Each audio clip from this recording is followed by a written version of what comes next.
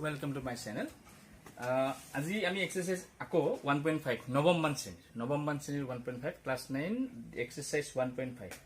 we'll discuss about the question number 5 time discuss কৰিম তলৰ ৰাখিবৰ হৰ বিলাক পৰিমেয় কৰা আমাক কি কৰিব আছে হৰ পৰিমেয় কৰা মই সিধা সিধি সৰুকে লিখি লৈছো হৰ পৰিমেয় কৰা express the denominator as rational number আমি we need to convert the rational number to convert the rational number the given number it is not in a rational number so we need to convert the denominator into rational number তো হৰ পৰিমেয় কৰিব লাগে আমি ইয়াৰ হৰ পৰিমেয় কৰাৰ নিয়মটো আমি জানো খুব সহজ একদম easy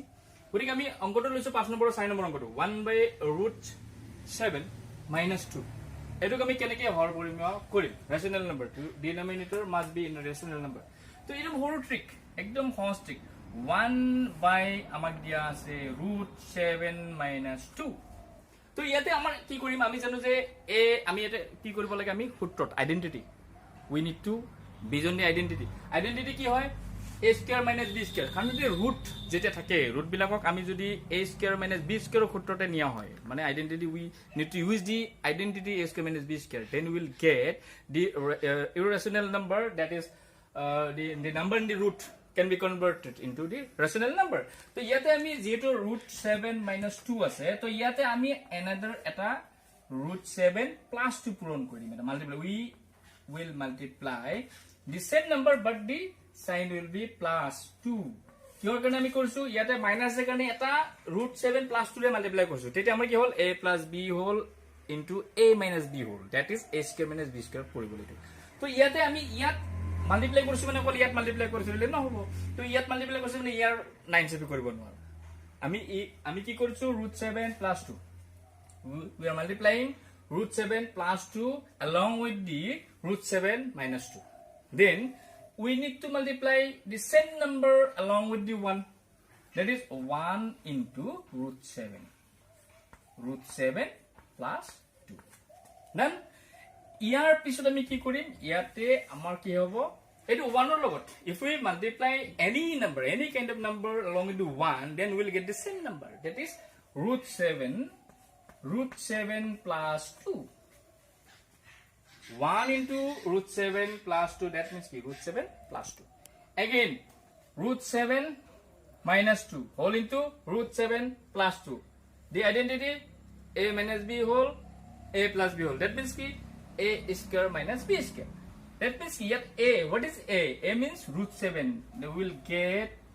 √7 square that is a square again what is b here b is 2 that means b square means 2 square got it very easy now we'll forward to the next step what is the next step very easy just process আমি এটা কৰিম কি এতিয়া আমি কৰিম এটো so if number in the root is square then it will convert it to the single number that means √7 square means √7 into √7 √7 into √7 means 7 √7 into √7 means 7 minus 2 square that means 2 2 is 4 কিমান পাম আমি 2 2 গুণ 4 মানে √7 ক যদি আমি বৰ্গ কৰো √7 ক বৰ্গ কৰিলে আমাৰ কি হয় সাধাৰণতে এটা 7 থাকিব √7 into √7 মানে হল কি হয় 7 কারণ ইয়াতে যদি আমি √7 into √7 হোল স্কয়ার মিন্স কি √7 into √7 তার মানে আমি এটো কিমান পাম ৰুটৰ আন্ডাৰ ৰুট কি থাকিব 7 আৰু 7 থাকিব 7 into 7 7 into 7 means কি 49 49 ৰ ৰুট কিমান 7 তো ইয়াতে 7 ওলাই আছে তো again ওপৰত একে থাকিব the same number will be there in above number will be √7 + 2 now 7 - 4 7 - 4 পৰা 4 গলে কিমান থাকিব 3 3 থাকিব ইয়াতে তো ওপৰত কিমান থাকিলে √7 + 2 but this is our answer now the denominator আমাক কৰিছিল যে হৰ পৰিমেয় কৰা হৰ কি আছিল ইয়াতে আমাৰ অপৰিমেয় আছিল তো হৰটো আমি কি কৰিলো 3 পালো মিন্স কি এটো পৰিমেয় কৰা আমাৰ এটো ইয়াত কাম থাকে তো ইয়াতে আমি আনসাৰটো লিখিব পাৰো √7 + 2/3 নহলে এনেকৈ লিখিব পাৰো 2 + √7/3 গতিকে এটো আনসাৰ very easy এনে ধৰণে আমি